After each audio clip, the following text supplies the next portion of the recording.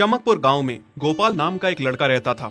उसकी सौतेली माँ और बाप ने उसे घर से निकाल दिया था। उसकी सौतेली माँ ने सब कुछ अपने और अपने बच्चों के नाम पे कर रखा था और गोपाल को हिस्से के नाम पे 3 गायें दे रखी थीं। गोपाल पढ़ा लिखा तो बहुत था, पर नौकरी ना मिलने के कारण उसने सोच लिया था कि वो अब उन तीनों गायें की खूब देख रेख करके उनसे जो दूध मिलेगा उसे बेच के अपना कारोबार चलाएगा।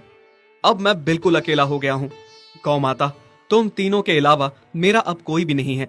बस मेरा घर चलाने के लिए तुम तीनों को मेरी मदद करनी होगी। तीनों गायें बहुत ही हट्टी कट्टी और जवान थीं और रिश्ते में भी एक दूसरे की बहनें लगती थीं। चंपा, चमेली और मैना। मैना सबसे बड़ी और समझदार गाय थी। चंपा गर्भवती थी और चमेली को अभी अभी बच्चा हुआ था। वो दूध दे रही थी, जिसके दूध को बेच के गोपाल का थोड़ा बहुत घर चल रहा था। पर गोपाल को अब चंपा और मैना पे पूरा भरोसा था कि जब उनका बच्चा हो जाएगा तो वो खूब दूध देने लगेंगी और जिससे उसका कारोबार अच्छे से सेट हो जाएगा। देखा चमेली बहन, हमारे मालिक को कितनी उम्मीदें हैं हम तीनों से।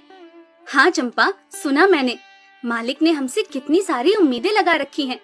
और उम्मीद रखे भी क्यों ना, कितना समय खर्च करते हैं मालिक हम पे और कितनी सेवा करते हैं हमारी, कितना खिलाते पिलाते हैं हमें। और फिर हम मालिक की उम्मीदों पे खरा ना उतरेंगी तो धिक्कार है हमारी जिंदगी पर। सही कह रही हो बहन तुम। चलो हम तो मालिक के लिए कुछ ना कुछ कर ही लेंगे। तुमने बच्चा दे दिया है, दूध भी दे रही हो, मैं भी गर्भवती हूँ। थोड़े दिनों में मैं भी बच्चे को जन्म दे दूंगी, फिर दूध भी देने लगूंगी। लेकिन इस मैना दीदी को देखो, हम दोनों से बड़ी हैं, एक बार भी बच्चा ना दे पाई आज तक। क्या इसका फर्ज नहीं बनता मालिक के लिए कुछ? ये तो बड़ी हैं, हमसे ज्यादा इसको मालिक के लिए करना चाहिए था, लेकिन हम छोटी होकर इतना सोच रहे हैं। तुम दोनों ऐसा क्यों कह रही हो? क्या गलत कह रहे हैं हम? सही तो कह रहे हैं। कितने सालों से बांझ पड़ी हो तुम। ऐसा कैसे कह सकती हो तुम?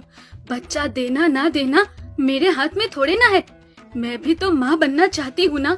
मैं भी चाहती हूँ कि दूध दूँ और मालिक को मेरे दूध से कुछ फायदा हो। अरे तुम क्या बच्चा दोगी जो इतने सालों से नहीं दे पाई? तुम ये ख्वाब लेना बंद करो कि तुम बच्चा दोगी और तुम्हारे दूध से मालिक को कोई फायदा होगा। दोनों छोटी बहनें बड़ी बहन मैना की बेबसी का मजाक उड़ाती हैं और उस पे हंसती हैं। इस बात से मैना बहुत दुखी होती है और रोती है कि उसी की बहनें उसको दिलासा देने की बजाय उसे ताने मार रही हैं, उसका मजाक उड़ा रही हैं। फिर एक दिन गोपाल का पड़ोसी उससे कहता है, अरे गोपाल, तुम्हारी 2 गायें तो ठीक है, एक गाय का क्या है?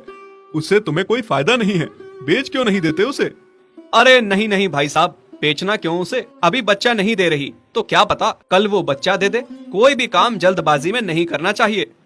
अरे नहीं गोपाल, मेरे कहने का ये मतलब था कि तुम्हें अपना कारोबार जल्द खड़ा करने की जरूरत है, क्योंकि तुम्हारे घर वालों ने तुम्हारे साथ जो कुछ भी किया वो बहुत गलत था।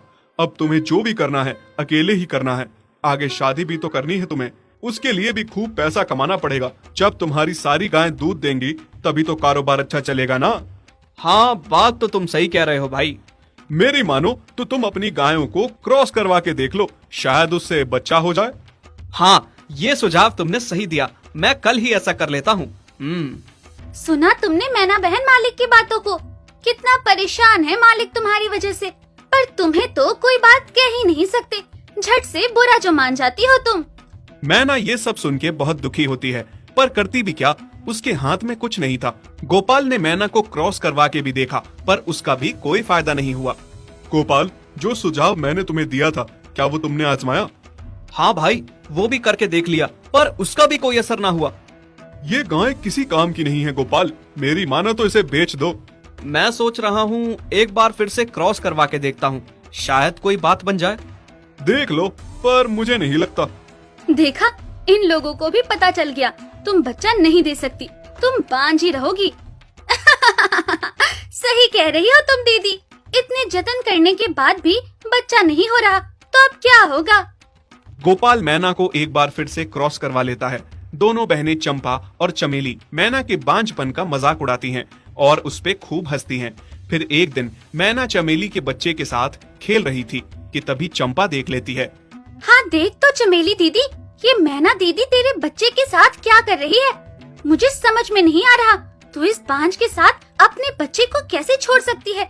जब मेरा बच्चा आ जाएगा मैं